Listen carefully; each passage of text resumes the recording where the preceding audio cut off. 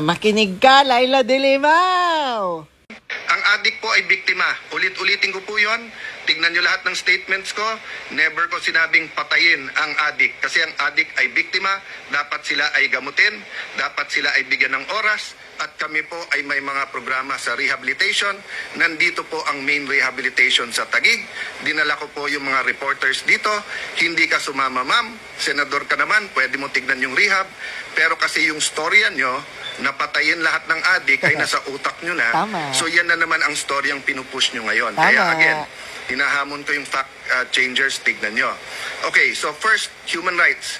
May human rights lahat ng Pilipino to be safe in the streets.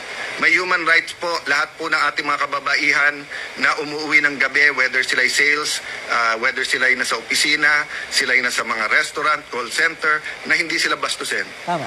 May human rights po lahat ng mga tao na sumakay po ng mga public transport na hindi sila hipuan, hindi sila hold upin.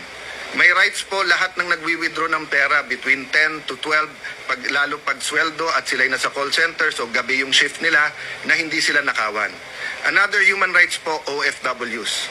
Hindi nyo po binanggit na nung panahon po nyo na Justice Secretary ay bukod sa napakahirap kumuha ng passport at never nyo tinanggal ang sindikato doon sa passports, ang nangyari po, pati po ang OFWs ay hinihinga ng pera para makakuha ng passport at pagkatapos sa ilan mga bansa, isang naging ehemplo yung Kuwait, sa Saudi po, for example, dahil walang pondo po para dun sa legal assistance or napakahirap ilabas yung pondo, ano po nangyayari? Minsan nandun sa pulis, sa korte na magkakaroon po ng abogado.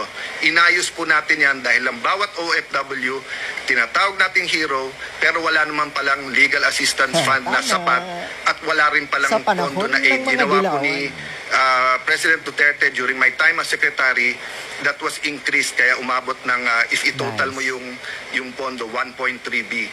So let me know how you can say na wala kaming pakialam sa human rights when everything we did was for people's human rights, di ba? So I understand hindi dapat may EJK. Magkakampi tayo doon. But you refuse to see that because sa mind mo, Duterte lang ang demonyo. So yun nga ang problema, di ba? So on one hand, you have a Philippines that is nearing a narco state where the streets are not safe, when all kinds of corruption, tanimbala, kung ano-ano nangyayari, and you did not want to deal with that. So let me address that point also. Di ba kayo ang chairman ng Commission on Human Rights noong last year ba o last 2 years ni President Arroyo? Inimbestigahan niyo po si Mayor Duterte. Wala kayong naging conclusion, wala kayong final na kaso, di ba? Or kung meron, did it prosper? Oh, tapos sabi mo kasi powerful, kasi kaibigan nga niya ang dating Pangulo na nag-appoint din naman sa iyo. Pero in the next administration, nakapagpakulong nga kayo ng senador, di ba? Tama. Kung sino-sinong nilabanan nyo at sabi nyo nga na kaya nyo. Eh ikaw ang Secretary of Justice. Bakit hindi mo kinasuhan si Mayor Duterte noon? Hinintay mo maging presidente, tapos nag-launch kayo ng investigasyon.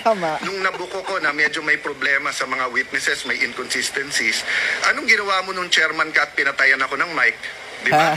Inareglo mo, imbis na magalit ka, dahil karapatan ko naman magsalita. Never naman sa Senado na nagkapatayan ng mic, dung time mo lang. Di ba? So kung guilty ako ng patayan ng mic, pero ako ang biktima, hindi po ako ang gumawa nun. So then we go to fact checking, di ba? Marami kang sinabi sa iyo na kasinungalingan, yung sinabi mo, sabi namin kulang pa ang patayan, etc. No? That's the language of the President. I never excused that. I made known kapag closed doors and in some areas that's the language the criminals know, but I do not agree with that, especially sa women, etc. However, we do have situations where the criminals understand that, di ba? Tama. So, ang punto po doon ay ang ebidensya ay yung safety sa kalye natin. Tama. Without excusing any violations of the law. That's why in the cabinet and even in the small groups, in the security cluster, Basta't may murder, basta't may mali na ginawa ang pulis, ang sabi nating kasuhan. Tama. Ang proprotektahan lang po yung mga legitimate na operations. So I will not elaborate there now. I have a couple of appointments at napakarami yung sinabi, but maybe a challenge. So sabi sa di ba, sa ICC, dun muna kayo sa sa country. So kasuhan mo ko. 'Di ba? Sabi mo sana isama na lahat 'yan. Sama na 'yan si Cayetano sa ICC kasi gusto niyo mawala kami kasi may political agenda kayo. Tama. 'Di ba? May political agenda kayo nangarap na kayo mananalo presidente nyo, mananalo si Vice President Lenny, mananalo ka senador, then ikaw susunod na Vice President or kung ano man yung mga pangarap nyo. Pero hindi nyo matanggap that people choose Diba?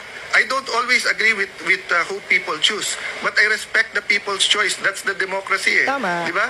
Nakatikim din ako ng talo, nakatikim ako ng panalo, nakatikim ako ng dala ako ng ilan mga grupo, nakatikim ako ng hindi ako dala. Nagpapasalamat ako parati kasi choice nila yon. But kayo, napaka-frustrated nyo kapag hindi kayo nananalo o hindi nyo nakukuha ang... Sobrang tama talaga lahat ng sinasabi ni Senator Alan Peter Cayetano. Wala ka ng utang na 10K sa amin. Very good. Diba? Itong si Dilima, ang kapal ng mukha. Diba? Kasi kung talagang totoo siya sa kanyang mga paninindigan at advokasya, di dapat, nung Secretary of Justice ka pa, Dilima, kinasuhan mo na si Tatay Digong. Pero wala, diba? Kasi ang gusto mo lang, putak ng putak, drama ng drama, papansin ng papansin. Kasi nga, may political career kayong pinapangarap na hindi na nangyayari ngayon. Ikaw nga, Dilima, hindi ka na nananalo sa pagiging senador. Kasi isinasoka ka na ng mga Pilipino. Kaya ang ginagawa mo na lang ngayon, Dilima, putak ng putak, putak ng putak, katulad ni Trillanes. Diba? Kaya kayong mga dilawan, kayong mga pinklawan, hanggang pangarap na lang kayo. Kasi hindi talaga kayo magugustuhan ng mga Pilipino. Kaya frustrated kayo at desperado kayo, Dilima, o ikaw, Trillanes.